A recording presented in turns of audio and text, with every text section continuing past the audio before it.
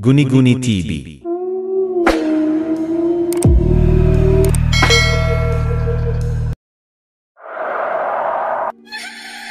Magandang gabi po sa inyong lahat. Ako po sa LB. Nakatira po ako sa Bisaya. May asawa na po ako at dalawa po ang aking anak. Mangingisda po ang aking asawa at sa gilid kami ng dagat nakatira. Ako naman po ay nangunguha ng mga alimasag at suso. Kahit ganito lang po ang aming buhay ay masasabi kong maswerte ako sa aking napangasawa at sa aking dalawang anak. Masipag at mabait po ang mister ko. Hating gabi pa lang ay pumapalaot na ito sa dagat para mangisda. Minsan marami siyang huling isda at kung minsan naman ay pang-ulam lang namin ang nakukuha niya. Kaya nagtutulungan kaming dalawa. Ako naman ay pumupunta sa bakawan para manguha ng suso at alimasag at binibenta ko ito para pambili ng bigas at iba pa naming pangangailangan sa bahay. Bata pa lang ako ay dito na ako lumaki sa gilid ng dagat. Kababata ko naman ang aking napangasawa. Masaya rito sa lugar namin kahit na walang kuryente at mahirap ang tubig. Sariwang hangin at payapang namumuhay ang mga tao dito. Hanggang sa isang araw, may mag-asawang nagtayo ng kubo malapit sa amin. Si Aling Ising at Mang Pilo. Pareho raw manggagamot ang mag-asawang ito. Kilala raw silang magaling na albularyo. Mga iba't ibang klaseng dahon at mga ugat ng mga puno at langis ang kanilang ginagamit sa kanilang panggagamot. Ang dalawang mag-asawang ito ay nagpapagaling ng mga may sakit na hindi kayang pagalingin ng mga doktor. Kaya dahil dito ay naging tanyag sila sa aming baryo at sa iba't ibang lugar. Araw-araw ay marami nagpapagamot sa kanila. May isang maliit na silid ang bahay nila. Dito pinapasok at ginagamot sa silid na ito ang kanilang mga pasyente. Mabait si Mang Pilo at si Aling Ising. Wala silang hinihinging kapalit o bayad sa mga nagpapagamot sa kanila. Kaya ang iba ay nagdadala ng mga prutas at gulay at iba't ibang klase ng pagkain para iregalo sa dalawang mag-asawa. Sa dami ng binibigay ng mga regalo na nagpapagamot sa kanila, ay ipinamimigay na lang nila sa amin at sa mga kapitbahay. Si Aling Ising ay kilalang magaling na manggagamot sa pamamagitan ng kanyang orasyon. Gumagamot rin ito ng mga kinukulam at mga sinasaniban ng mga masasamang elemento. At si Mang Pilo naman ay gumagawa ng mga langis at mga halamang gamot. Magaling siyang manghilot ng mga pilay at nag-aalis din ito ng mga lamig sa katawan. Ang mag-asawa ay magaling makisama, madali mo silang mahingian ng tulong. Ngunit sa kabila ng kanilang pinapakitang kabaitan, ay marami kaming naririnig na kwento tungkol sa kanila. Isang araw, ang aking anak na panganay na si JR at ang mga kalaro niyang bata ay naglalaro sa likod ng bahay nila Mang Pilo at Aling Ising. Ang anak kong si JR ay 15 taong gulang. Hagisan daw ng bola ang nilalaro nila. Paghagis ng bola ng isang kalaro niya ay hindi niya ito nasalo. Ang bola raw ay gumulong sa silong ng bahay ng mag-asawa. Kaya kinuha ito ni JR. Nang akmang pupulutin niya na raw ang bola, ay may narinig siyang babaeng umiiyak. Kaya dali-dali raw siyang lumabas sa silong ng bahay para silipin kung sino yung babaeng umiiyak. Wala siyang makitang butas ng dingding, saradong-sarado ito, at ang bintana ay ganun din. Kaya naisipan ng anak ko na tignan kung anong ginagawa ng dalawang mag-asawa. Ang dalawang manggagamot ay nasa sala. May mga ginagamot ang dalawa. Kaya nung kwento sa amin ni JR na may naririnig siyang umiiyak na babae sa kwarto ng mag-asawa, ay hindi namin ito pinansin ng asawa ko. Ngunit maraming nagkikwentong kapitbahay na tuwing hating gabi ay nakakarinig sila ng mga iyak at huni ng mga ibon mula sa likod ng bahay ng mag-asawa.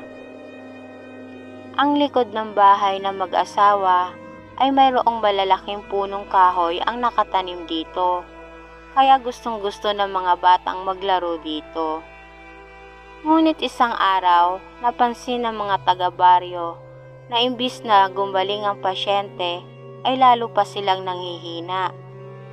At may mga ilang nagpupunta na mga kamag-anak ng mga pasyente sa dalawang mag-asawa na hindi na raw nakauuwi ang mga kamag-anak nila.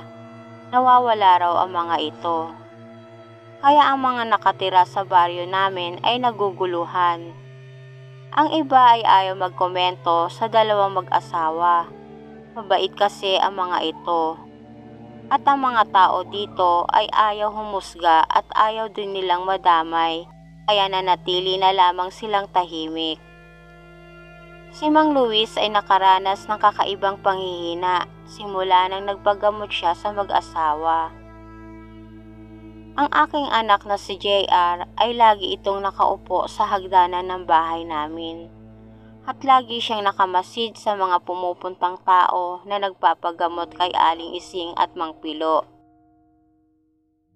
Isang gabi, napansin ni JR na gabi-gabi ay maraming tao na nagpupunta sa bahay ng dalawang manggagamot.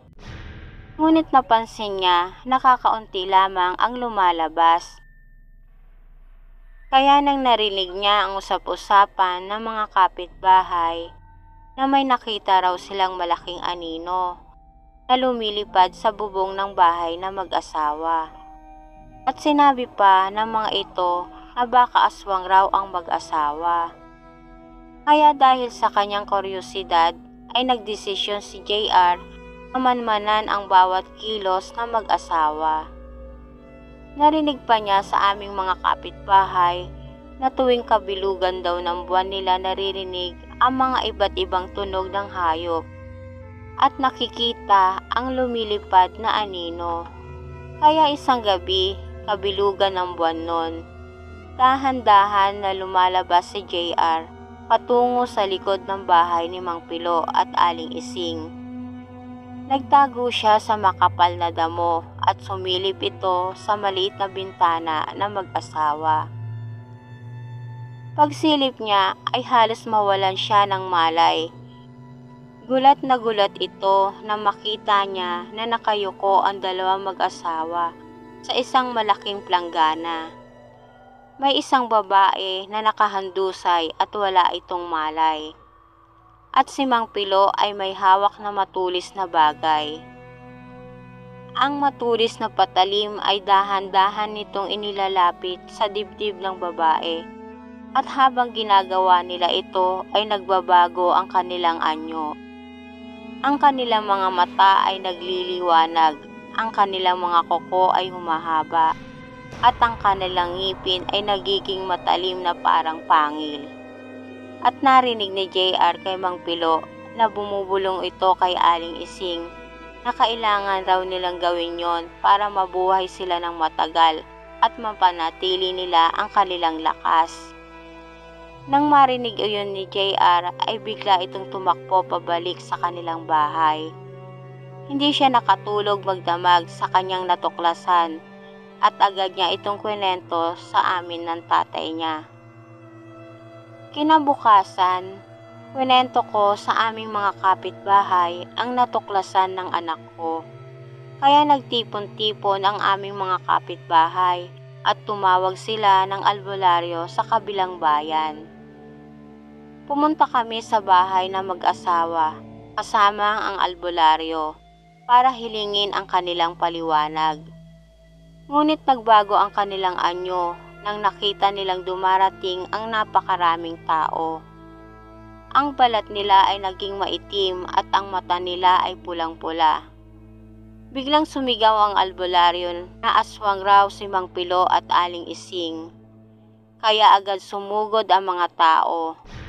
Dala ang asin, bawang at anting-anting. Tumakbo ang mag-asawa patungo sa gubat, ngunit nahabol sila ng mga kalalakihan. Sinubukan ng mag-asawa na lumaban gamit ang kanilang mahika.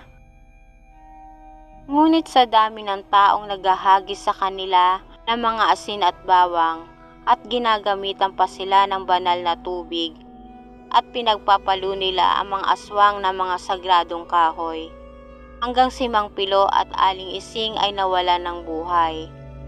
Ang bangkay ng dalawa ay sinunog sa loob ng gubat ng mga tao para hindi na raw mabuhay ang mag-asawang aswang. Nang nawala na ang mag-asawang aswang, ay natagpuan sa silong ng bahay ng mag-asawa ang maraming kalansay ng mga tao at ang mga gamit ng kanilang mga nabiktima. Ang kanilang ginagawa pala ay kinukuha nila ang lamang loob at dugo ng kanilang binibiktima upang mapanatili ang kanilang lakas.